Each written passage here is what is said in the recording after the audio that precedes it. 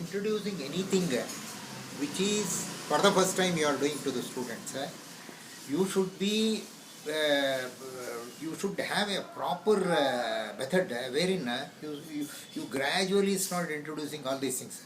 If you abruptly start introducing fresh new things, concepts, new concepts, fresh concepts, unknown concepts, all of a sudden to the students, you are unsettling him. Okay.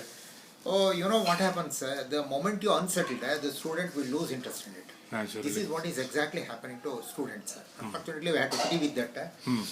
But I am not into debating over whether whatever method they are following it is proper or not or anything like that. I am not into that. That's not our concern. That is not our concern. Fine. What I am telling, certainly this is not adequate Okay.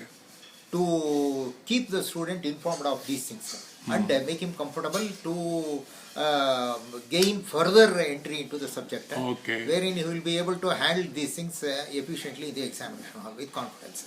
We are not training him for that. That is one thing we have to accept it.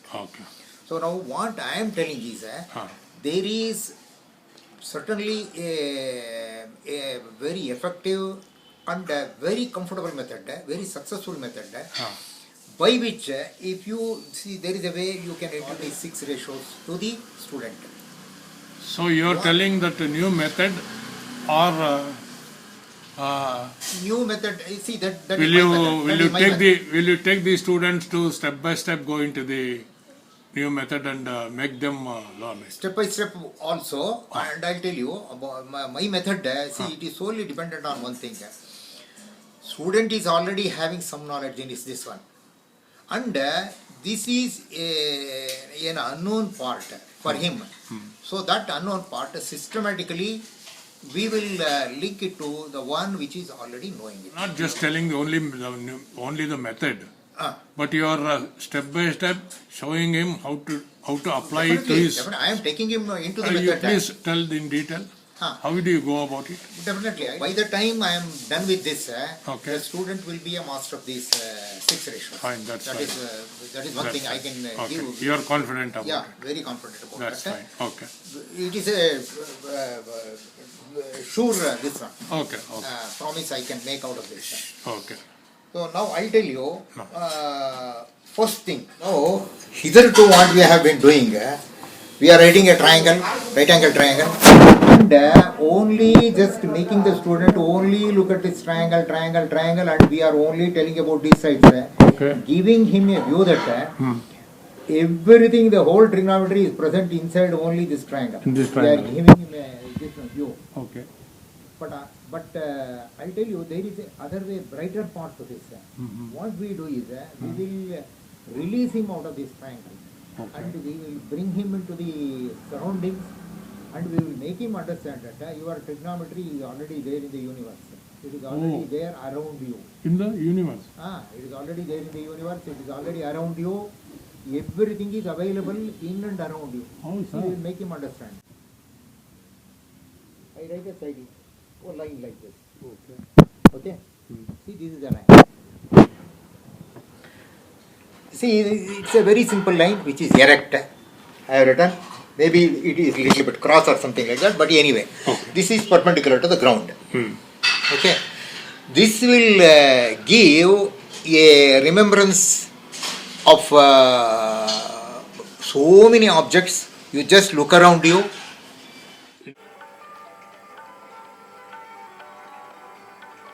The nature.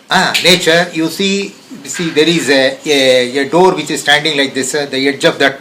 Electric lamp. Yes. Electric.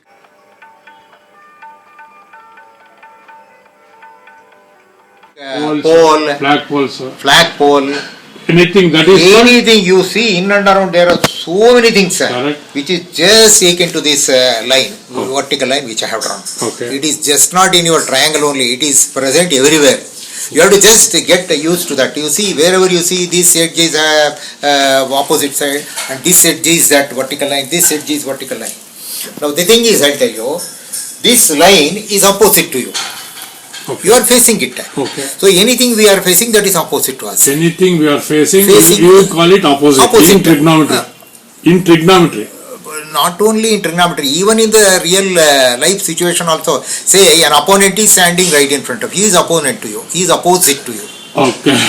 Oh, that is how that opposite word has come.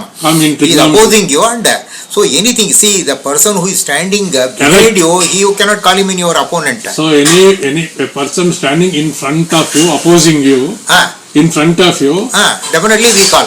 So okay. opposing you, and he is standing straight in front of you. Okay. That is what Okay. a person who is laying on the ground, he is knocked out already. He is not your opponent. Okay, got it, sir. Got it. So that is how. So any line which is standing erect like this, you can straight away link it to an opposite side. Okay, fine. Okay. So that is in this way. What I am doing, my purpose is, it is not just a dull dead line. Okay. It is alive. You see in the universe, you see in the surroundings, Okay. everywhere you are seeing this opposite side. That is my purpose. Okay. Okay. Now we will take the other side. Okay. One more side. Okay. So I will write a line like this. You see? Just Okay. a line across. Okay. So this I drew like this. This I am just drawing across. Okay. So see, in Kannada we are having a verse. Whenever you are going in the road, I tell you, if the cat crosses you like this, you are going like this.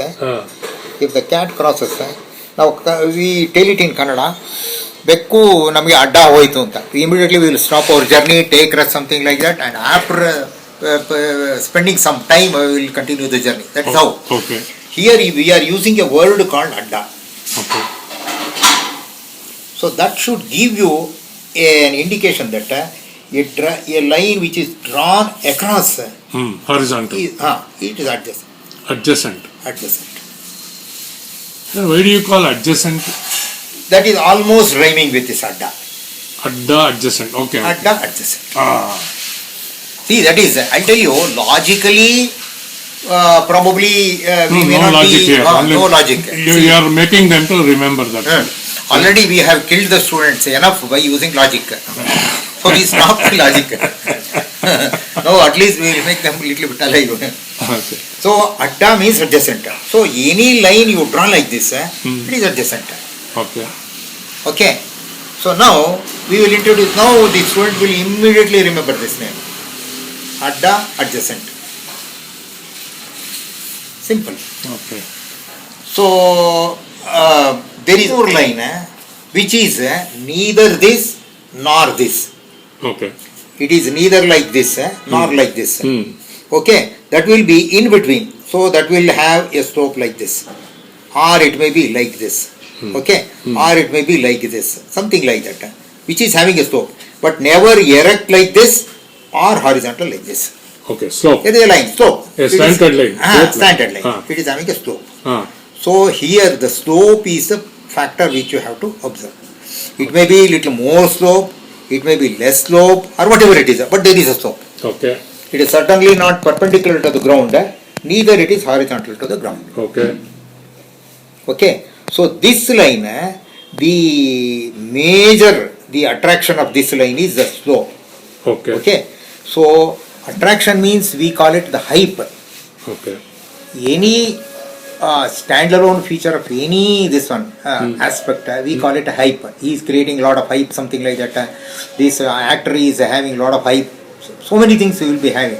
So hype means the standalone feature, the main feature, attractive feature. The most attractive feature of this line is the slope. So slope is the hype. So we call it the hypotenuse. Hypotenuse. How? Hypotenuse. How do you spell it, sir? Hypotenuse. Okay. Hypotenuse. Sorry. Okay.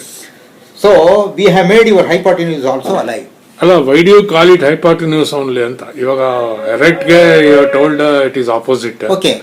So here you told adda. Hype means the rhymes with your slope. Which one? Hype rhymes with slope. Hype rhymes with slope. Okay. Okay. Okay. So whenever you see a slope, you see the hypotenuse. Finish. Okay. That's the intention. That is the intention. You wherever you see any slope, you have to see hypotenuse in that. Okay. The way whenever you are seeing a line erect, any object erect in front of you, see opposite side there. Okay. A one which is horizontal lying across. So that there you will see your adjacent. And when the line is lying, any object is lying with a slope, you call it your hypotenuse. The height of that line, object or whatever it is which is having a slope is the slope itself. So we call it slope. So that sloped line is called, we call it hypotenuse. Okay. Now we have defined these three lines, I tell you. One is opposite, standing erect right in front of you, that is opposite side. Okay. One across, lying on the ground, Adjacent. we call it adjacent, and the one which is having a slope, it may be any degree of slope, whatever it is. It can be either this way, it can be either this way, it can be either this way. Hypotenuse. In underground there are a lot of slopes. See, you see a hill,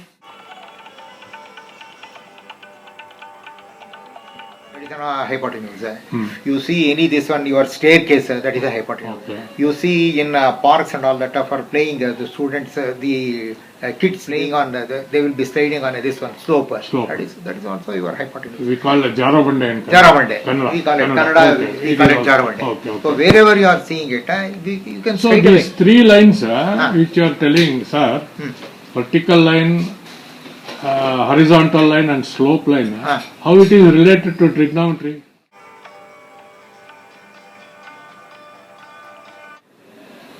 See, it is basing on these lines we are building the other ratios. Building the triangle. Building the triangle. See, each lines, whatever. It is a part of the triangle only. Okay.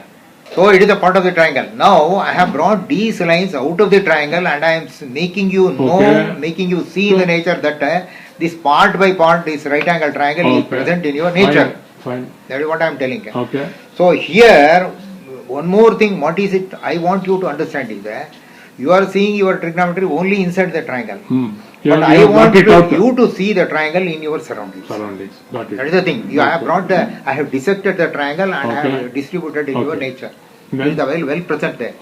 So that will relate more to you rather than these inanimate lines. The objects will really this one. What we are borrowing from these objects is only the shape. Shape. In erect this one, it is akin to this line, opposite. Something which is lying horizontal, it is akin to this. Any object which is having a slope, that slope we are borrowing and we are calling it a hypotenuse. So this way what I have done is, I have made all these inanimate lines totally lie.